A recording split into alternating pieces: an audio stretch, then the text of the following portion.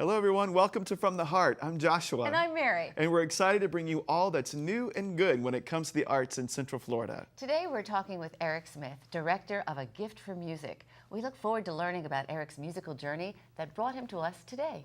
Welcome, Eric. Thank you. Yeah, Eric, we're so glad that you're here. So we learned in the last segment that Mary started out her musical journey on sticks, otherwise known as a violin. But you play the violin. So why did you pick that instrument? And tell us about how that's impacted your life. Sure. Well, I picked violin in middle school after having played piano ever since I was 3 years old. We used to go to my grandma's house, and she had this wonderful organ, and she would plop me down on the organ bench and play little notes on the keyboard and see if I could repeat them by ear. And she would hum melodies and see if I could play them. And that's really how I got started in music. And so I continued with with piano lessons from the age of 3 all the way until middle school. I got into middle school and I couldn't play piano in the school. So I said, okay, I asked myself, what instrument am I going to play? And so I tried band for a little while, and I tried orchestra and choir. I loved choir too. But I finally settled on orchestra because my orchestra teacher was the friendliest lady in the world. And really, she hooked me. Betsy Goff was her name. And a shout out to Betsy. A shout out to Betsy. Well, Eric's here actually, because of Betsy. she a lot of her friends teach in Orange County Public Schools, and she unfortunately passed away a couple years ago from cancer. And she was just an incredible musician who got me started. And I think in a lot of ways, I've been involved with music education because of her impact on me. I mean, I just loved being a part of her orchestra program. To give you an example, during the summers, she used to get a group of string quartet musicians together, and they would actually come to my parents' house, and we would rehearse with Miss Goff in my living room. So, I mean, such an incredible music educator, and that really got me started. And so I continued with violin all the way through high school, got to the University of Central Florida, where I auditioned on violin, and played with the UCF Symphony all 5 years I was at UCF. And didn't you meet someone pretty special in your life? I did, yes. My last year at UCF, that August, I was auditioning for the UCF Orchestra. I thought for sure I was going to land the concertmaster spot, the best coveted spot of the orchestra. And I was sitting, practicing, waiting for my turn, and then this girl walks in, and she was a freshman. She unpacked her violin and played a 4-octave G major scale, perfectly in tune and super fast. And I said, I'm toast. There's no way I'm going to land this spot now after all this practice.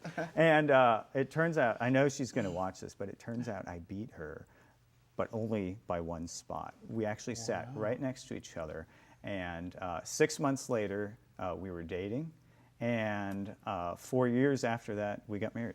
Wow. And so I met my wife in the UCF Orchestra. So that G chord was what was love That at G first major sight. scale, yes. Every time she plays one, it just gets my heart racing. Pitter-patter. Right. Makes you wonder if it were a scale in E. Right. Would you be Oh, married? No, there's no, See? no, I'm kidding. You Absolutely. don't know. Anything in minor. Right, no, it would have been bad. That's so funny. How does the art change children? That's a great question. I think music changes students in so many important ways. The number one thing is it's so collaborative. I mean, we live in a world, I think, where there's a lot of competition, even among children, and to be a part of an orchestra is really to be a part of a team. And to get that across to students is so important. And I think they feel successful. I think, when you talk to students in orchestra, one of the first things they'll tell you, especially if they're with an Orange County Public School orchestra, is, they tell you, oh, my orchestra gets straight superiors at the state festival and that sort of thing. And that means a lot. I mean, they are proud of the team on which they, play their instruments. And so that's huge. But also, all the scientific benefits that are proven that music actually has on students. Like?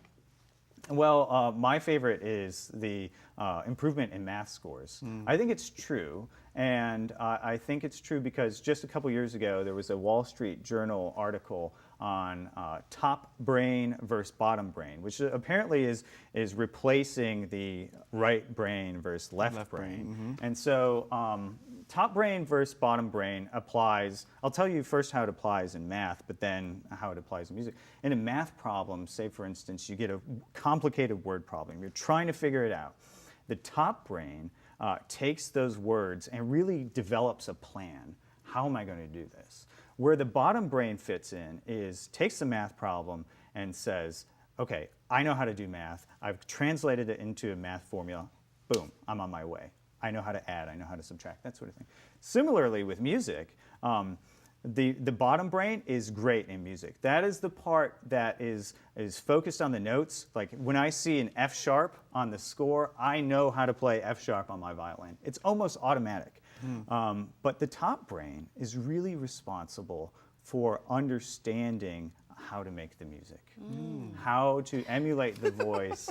I love it. Yeah, it was like this enlightening moment for both of us. And how to make real decisions, real musical decisions in how you play the instrument. And so, you know, when research is done in studies involving math and music, I find it obvious almost that music students actually do much better in math.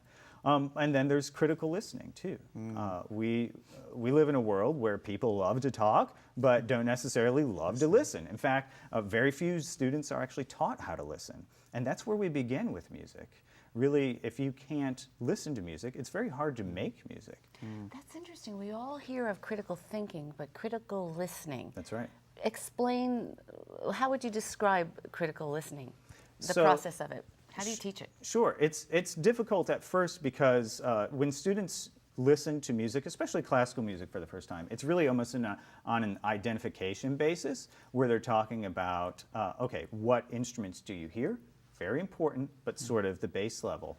But as we keep getting more and more complicated subjects with music, we learn about the form. Students can hear whether or not instruments are out of tune. They can hear parts that they like, parts that they don't like. I mean, there's some sort of judgment, not to be judgmental, but actually to have a valid opinion and to justify that opinion with music. Those are important skills to have. This is fascinating. I Yeah, wish it we had is. more time to continue so we could critically listen more. Sure, I know. Well, you're doing a great job. Well, thank you. As are you. And we're going to be back with you in just a little while, so thank you so much. Thank Yeah, you. absolutely. We're going to be back with Eric Smith to hear a little bit about what the future might hold for his organization and, of course, for his career. Thank you for joining us from the Heart.